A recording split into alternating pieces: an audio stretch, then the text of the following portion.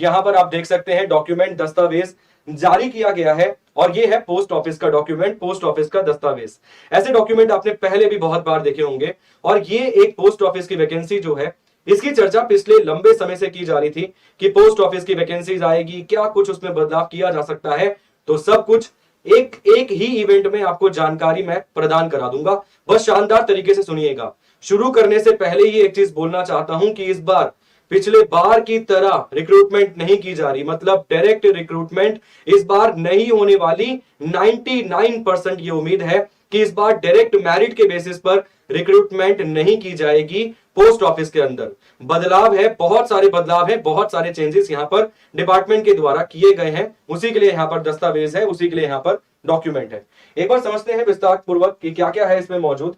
सबसे पहले ये पेज जो आपकी स्क्रीन पर आपको नजर आ रहा है, इसकी आपको आवश्यकता नहीं है, इसीलिए मैं जूम नहीं कर रहा हूं, मगर इस पर केवल ये लिखा हुआ है कि हमने ये जो वैकेंसीज थी इसके बारे में प्रॉपर बनाकर आगे भेज दिया है। कौन कौन सी वैकेंसीज है, यहां पर हमें यह जानना है कि इसके अंदर कौन कौन सी वैकेंसीज है, जिसके बारे में पूरी कंप्लीट इंफॉर्मेशन हमें होनी चाहिए। इसको देखिए सर, इस डॉक्यूमेंट को देखिए, ये है डॉक्यूमेंट जो हमारे लिए बहुत इंपॉर्टेंट है, बहुत आवश्यक है। एक बार शानदार तरीके से देखिएगा, समझिएगा कि कैसे इस बार ये वैकेंसीज की भर्ती को किया जाने वाला है। सबसे पहले यहां पर देखिए वैकेंसी है पोस्टमैन की। सबसे ऊपर वैकेंसी आप देख सकते हैं पोस्टमैन की, और 1-2 हजार 2,000 10,000 वैकेंसीज भी नहीं है, लगभग 60,000 वैकेंसीज हैं। 59,099 वैकेंसीज हैं किसकी, पोस्टमैन की यहां पर वैकेंसीज हैं। पहले भी वैकेंसीज आई हैं, समय समय पर वैकेंसीज आती रहती हैं, मगर बदलाव क्या है फिर बोलूंगा, इस बार डायरेक्ट रिक्रूटमेंट नहीं है। इस बार केवल और केवल मेरिट के बेसिस पर आपका सिलेक्शन नहीं होगा कि आपने 10वीं क्लास में कितने नंबर हासिल करे, इस आधार पे 99% चांसेस है कि नहीं इस वैकेंसी को भरा जाएगा। बहुत सारे चेंजेस हैं, एक बार समझ लीजिए क्या क्या। पोस्ट ऑफिस की और पोस्टमैन की यहां पर वैकेंसीज है, 59,099 यहां पर वैकेंसीज आपको मिल जाएंगी। नॉन गस्टेड पोस्ट है। सैलरी यहां पर बता दी गई है 21,700 से लेकर 69,100 यहां पे आपकी सैलरी रहने वाली है, यहां पर आपका वेतन रहने वाला है। कुल मिला के पोस्ट कितनी है, लगभग 60,000 नॉन गस्टेड पोस्ट है। इसके अलावा सैलरी क्या रहेगी, तो 21,700 से लेकर 69,100 रुपीज यहां पर आपको सैलरी मिलने वाली है। इसके साथ अगर आप नीचे आ जाएंगे तो यहां पर उसने बताई है एज लिमिट के बारे में कि एज लिमिट क्या रहने वाली है, और यहां पर उसने बताया है एजुकेशनल क्वालिफिकेशन के बारे में कि क्या हो सकती है यहां पे योग्यता, और कितनी योग्यता के आधार पे यहां पे सिलेक्शन किया जाएगा।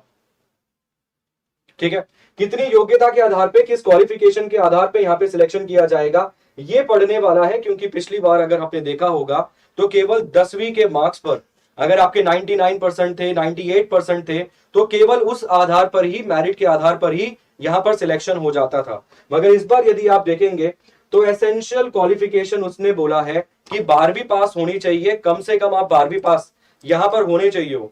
उसके साथ साथ उसने पॉइंट 2 में एक और क्वालिफिकेशन बताई है कि यदि आप 10वीं पास है तो भी आप इस फॉर्म को भर सकते हैं, मगर शर्त है, अगर आप 10वीं पास है तो भी आप इस फॉर्म को भर सकते हैं, मगर शर्त है आप पहले से ग्रामीण डाक सेवक के तहत कार्यरत होने चाहिए, मतलब पहले से आप उस पोस्ट पर होने चाहिए। अगर आप जीडीएस की पोस्ट पर पहले से हैं तो आप 10वीं पास होने पर भी इस फॉर्म को भर सकते हैं।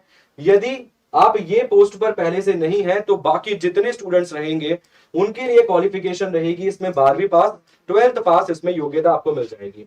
इसके साथ साथ एक बहुत बड़ा चेंज यहां पर आपको देखने के लिए मिलेगा, नीचे की तरफ वो दिखाऊंगा। पहले इसमें एज देख लीजिए, 18 से लेकर 27 साल यहां पे आपको एज मिल जाएगी। ये जनरल कैटेगरी के लिए एज है, जो अपने जनरल कैटेगरी वाले बच्चे हैं उनके लिए एज है 18 से लेकर 27 साल। इसके अलावा जो अन्य कैटेगरी, चाहे एससी हो, चाहे एसटी हो, चाहे ओबीसी हो, अन्य जितने भी विद्यार्थी आपको मिल जाएंगे, उनको जो छूट मिलता है, जो बेनिफिट मिलता है एज रिलैक्सेशन में, वो सबको मिलने वाला है। ठीक है, और इस नौकरी का इंतजार क्यों आपको करना चाहिए, या फिर ये क्यों आपके लिए इतना महत्वपूर्ण है, एक चीज आपको और बता देता हूं बेसिक तरीके से कि यहां पर केवल 60,000 वैकेंसीज नहीं है, यहां पे 98,000 से अधिक वैकेंसीज की हम बात कर रहे हैं। इसमें एक नोटिस कम दिया गया है जो है 37,000 वैकेंसीज का, 37,000 वैकेंसीज का एक नोटिस इसमें कम दिया गया है, जो जल्दी ही जारी कर दिया जाएगा। तो कुल मिलाकर यहां पर 98,000 के आसपास वैकेंसीज हैं, 98,000 के आसपास यहां पर वैकेंसीज हैं। ठीक है, और पहले ये डायरेक्ट रिक्रूटमेंट होती थी, केवल मेरिट के आधार पे, अगर आपके इतने नंबर, इतने परसेंटेज आए हैं तो रख लिया जाता था। मगर इस बार इसमें एक बहुत ही बड़ा बदलाव आपको देखने के लिए मिल सकता है। अगर आप थोड़ा सा नीचे जाएंगे ना, तो ये देखिए नोट, यहां पर आपको एक नोट लिखा हुआ मिलेगा। वो बोल रहा है इन case of recruitment made through Staff Selection commission. वो बोल रहा है यदि इस भर्ती को स्टाफ सिलेक्शन कमीशन के तहत, मतलब एसएससी के तहत करवाया गया, तो एक चीज याद रखना, जब भारत सरकार ये बोल देना कि करवाया गया, तो नहीं करवाना होता तो बोलने की जरूरत ही नहीं थी उनको। वो डायरेक्ट बोलते वैकेंसी आ गई है, मेरिट के आधार पे सिलेक्शन है, जैसे पिछली बार उन्होंने बोला और लोगों को ज्वाइन करवा भी दिया। मगर यहां पे एक खेल खेल गया ये डिपार्टमेंट, उसने एक नोट डालकर लिख दिया कि in case of recruitment made through Staff Selection Commission the crucial date of determining the age limit shall be advertise by the SSC.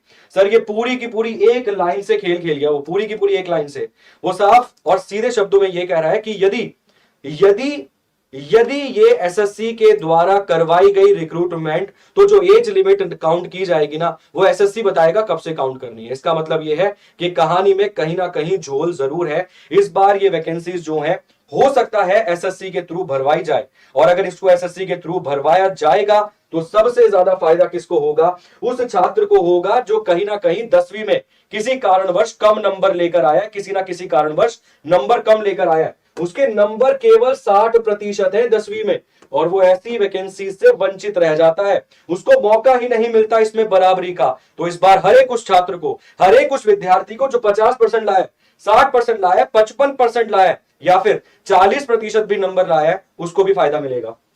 ठीक है जी, तो ये आपको बेनिफिट मिलने वाला है, इसको आप खुद भी पढ़ सकते हैं। अगर आप पोस्ट ऑफिस की वेबसाइट पर जाएंगे तो ये नोटिफिकेशन वहां पर आपको पड़ा हुआ नजर आ जाएगा। ठीक है, तो हमने कुल मिला के अभी तक कितनी वैकेंसीज की बात कर ली? 59,099 वैकेंसीज की हमने बात कर ली। कितनी? और पोस्टमैन की यहां पर वैकेंसीज है, एक और चेंज किया गया है सर। पहले मेरे ख्याल से ये 10वीं बेस्ड होता था, अब इसे 12वीं बेस्ड कर दिया गया है, और ऐसा मुझे लग रहा है, या ऐसी कहीं ना कहीं हमारी गट फीलिंग कहती है कि अगर इसे एसएससी में उठाकर लाया गया तो इसमें बहुत सारी वैकेंसीज को उठाकर दे दिया जाएगा एसएससी सीएचएसएल के तहत। और हो सकता है शायद इसीलिए, एक चीज बार बार बोल रहा हूं, मैं अंतर्यामी नहीं हूं, भगवान नहीं हूं, भगवान के तहत आपको ये नहीं बता सकता कि डिपार्टमेंट यही कह रहा है या यही चाह रहा है। मैं आपको केवल यहां पर यह बता सकता हूं कि क्या बन रही है परिस्थिति, क्या परिस्थिति इस समय पर डिपार्टमेंट बता रहा है। मैं आपको यह बता सकता हूं केवल कि क्या उनकी सोच इस समय हो सकती है। अगर यहां पर स्टाफ सिलेक्शन कमीशन लिखा गया है तो कुछ ना कुछ कहानी में झोल जरूर होगा। और यदि इस वैकेंसी को उठाकर सीएचएसएल में लाया गया तो अब तक के इतिहास की सबसे बड़ी भर्ती की जाएगी एसएससी सीएचएसएल में। इस बात को लिखकर रख लेना कोरे कागज पे, गारंटी देता हूं। गर्ल्स हो, बॉयज हो, हर किसी को बेनिफिट मिलने वाला है, इस चीज को तो अपने दिमाग में सेट कर लेना। ठीक है, इसके साथ साथ एक छोटी सी यहां पर लाइन और दी गई है, उसको भी आपको बता देता हूं, ताकि जब ये वैकेंसीज का फॉर्म आप फिल करेंगे तो आपको इसके बारे में भी संपूर्ण जानकारी हो। यहां पर क्वालिफिकेशन आपने ऊपर देख लिया, एक क्वालिफिकेशन यहां पे थी 12वीं पास, इसके साथ साथ 10वीं पास अगर आप ग्रामीण डाक सेवक पहले से हैं। इसके साथ साथ कंप्यूटर की आपको नॉलेज होनी चाहिए थोड़ी बहुत। ठीक है, वो बोल रहा है knowledge of working on computer. उसने कोई डिप्लोमा डिग्री नहीं मांगी कंप्यूटर में, केवल वो ये कह रहा है कि कंप्यूटर की नॉलेज आपको होनी चाहिए। इसके साथ साथ अदर क्वालिफिकेशन यहां पर बताई गई है, आपके पास ड्राइविंग लाइसेंस भी होना चाहिए, टू व्हीलर का, बाइक का, स्कूटर का, आपके पास ड्राइविंग लाइसेंस भी इसमें होना चाहिए। और इसके साथ साथ यदि आप उड़ीसा की नौकरी भर रहे हैं, आप भर रहे हैं सर तमिलनाडु की नौकरी, तो वहां की जो भाषा होनी चाहिए, लोकल लैंग्वेज, वो आपको आनी चाहिए। इस चीज को ध्यान रखना सर, ये सारे के सारे पॉइंट बहुत इंपॉर्टेंट है, ये हमारे भविष्य को बेहतर बनाने की तरफ लेकर जा रहे हैं कहीं ना कहीं। और भगवान से अगर ईश्वर है तो उसे प्रार्थना करना कि हमारी बात सत्य हो और कहीं ना कहीं ये वैकेंसीज एसएससी के थ्रू ही फिल की जाए। एक वैकेंसी यहां पर आपने देख ली पोस्टमैन की, एक और वैकेंसी आपको दिखाता हूं सर, वो मेल गार्ड वाली वैकेंसीज भी यहां पर मैं आपको दिखा देता हूं। एक और वैकेंसीज है, 2 प्रकार की वैकेंसीज है इसमें भी। और एक मैंने बताया कि इन्होंने नोटिफिकेशन कम दी है 37,000 वाली, 37,000 एमटीएस की पोस्ट भी है, 37,000। क्या पता एसएससी एमटीएस के लिए इंतजार हो रहा हो उसका, 12वीं वाली यहां भरने का इंतजार हो कि 12वीं वाली को यहां भर देते हैं और एसएससी एमटीएस वाली को कहां भर देंगे उठाकर। मतलब हिलोगे नहीं तो जीतोगे कैसे? जाओ और टीम बनाओ।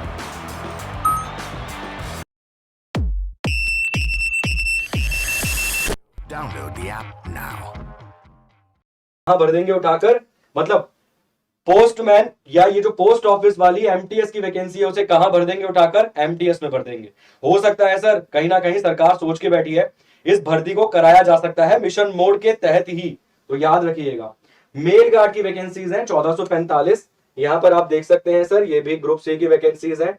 सैलरी यहां पर आप देख सकते हो 21,700 से लेकर 69,100 यहां पर भी सैलरी दी गई है। इसके लिए भी क्वालिफिकेशन बता देता हूं सर, इसके लिए भी योग्यता क्या है, इसको भी आपको विस्तार पूर्वक समझा देता हूं। फिर एक बार छोटे से तरीके से संक्षेप में आपको यह भी समझा दूंगा कि और क्या क्या चीजें यहां पर आपको मिल सकती हैं। यहां पर आप देख सकते हो एज लिमिट वही बताई गई है 18 से 17, 18 से 27 साल, 18 to 27, ये जनरल के लिए है, ये जनरल वाली एज लिमिट है। और यहां पर क्वालिफिकेशन 12वीं पास होनी चाहिए। अगर ग्रामीण डाक सेवक के तहत आप काम कर रहे हो पहले से तो 10वीं पास भी चल जाएगा विद्यार्थी। इसके साथ साथ नॉलेज होनी चाहिए कंप्यूटर की, डिप्लोमा नहीं मांगा है अलग से, केवल ये बोला गया है कि आपको केवल नॉलेज होनी चाहिए कंप्यूटर की, कोई सर्टिफिकेट नहीं मांग रहे वो आपसे, केवल नॉलेज होनी चाहिए, ठीक है।